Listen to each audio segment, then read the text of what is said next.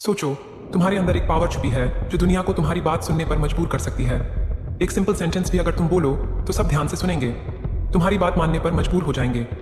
एक अनजान इंसान को अपनी वाइब से अट्रैक्ट करना सबसे इजी। मगर रुको, ये कोई मैजिक नहीं है। ये साइकोलॉजी का एक ऐसा राज है जो सिर्फ समझने वाले लोग पहचान पाते हैं। एक बार समझ लिया तो दुनिया को देखने का नजरिया बदल जाएगा। पर एक वार्निंग है, ये सिर्फ नॉलेज के लिए है, इसका मिसयूज मत करना।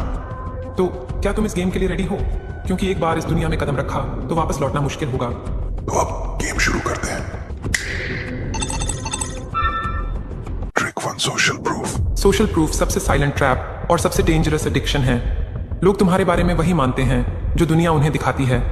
तुम्हारा स्टेटस, तुम्हारे फॉलोअर्स, तुम्हारे आसपास के लोग सब एक इनविजिबल केज बनाते हैं। तुम्हें उस केज में बंद कर देते हैं ताकि तुम दूसरों की नजरों में परफेक्ट दिखो। क्यों? क्योंकि इंसान अकेले किसी चीज पर ट्रस्ट नहीं करता। वो देखता है बाकी लोग उस पर क्या सोचते हैं। अगर 10 लोग तुम्हें एडमायर करते हैं, 11वां खुद ब खुद तुम्हारे पीछे आता है। यही है सोशल प्रूफ ट्रैप। तुम्हारी वैल्यू तुम्हारे अंदर नहीं, तुम्हारी इमेज में होती है। स्मार्ट मैनिपुलेटर्स ये गेम अच्छे से जानते हैं। वो तुम्हें वही दिखाते हैं जो तुम्हें देखना है। Fake crowd, borrowed status, shallow hype, सब तुम्हें ट्रस्ट दिलाने के लिए। रियलिटी, ज्यादातर लोगों के पास वो पावर होता ही नहीं जो वो दिखाते हैं। मास्टर मूव, दिखावा कभी खुद मत करो, करवाओ। तुम्हारी वाइब इतनी टाइट होनी चाहिए कि लोग तुम्हारा नाम दूसरों से सुने, तुमसे नहीं। सोशल प्रूफ तुम्हें ट्रैप भी कर सकता है और तुम्हारे लिए लोगों को ट्रैप भी कर सकता है।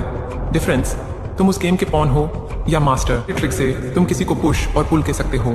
Trick 2, push pull strategy. Push pull सबसे खतरनाक एडिक्शन मशीन है। एक तरफ खींचो, दूसरी तरफ छोड़ दो और सामने वाला तुम्हारे बिना रह नहीं पाएगा।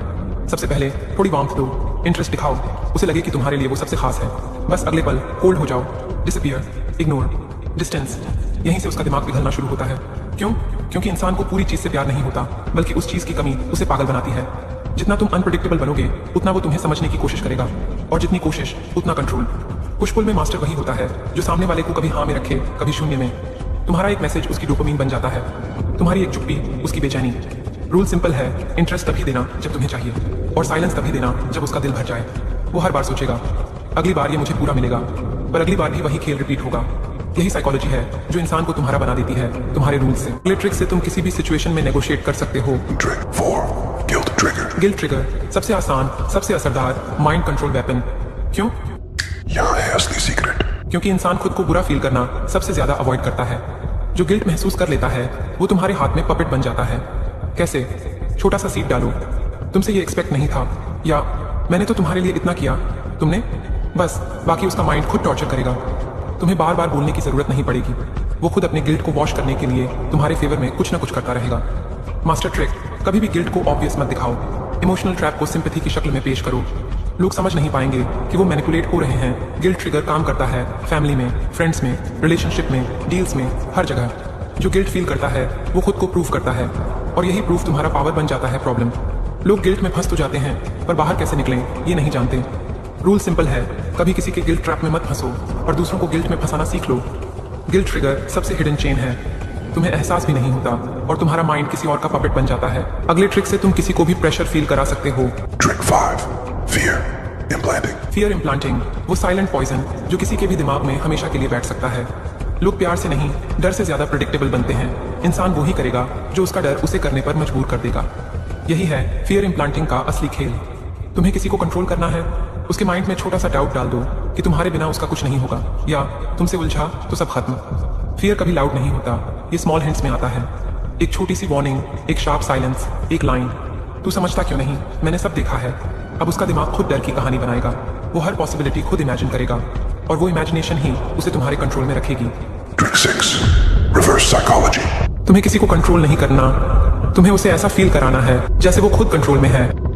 यहाँ है असली सीक्रेट। जब तुम किसी से कहो तू नहीं करेगा तो कोई बात नहीं, उसका दिमाग बोलेगा क्यों नहीं करूं, मैं क्यों पीछे हटूं। यही होती है रिवर्स साइकोलॉजी, जहां तुम सामने वाले को इनडायरेक्टली उसी तरफ खींचते हो जहां से वो खुद भाग रहा था। अब ध्यान दो, जब कोई कहे मुझे थोड़ा स्पेस चाहिए, तुम कहो ठीक है, शायद यही सही है। अब उसका दिमाग कहेगा वेट, वो इतनी इजीली क्यों मान गया, क्या इसे कोई फर्क नहीं पड़ता।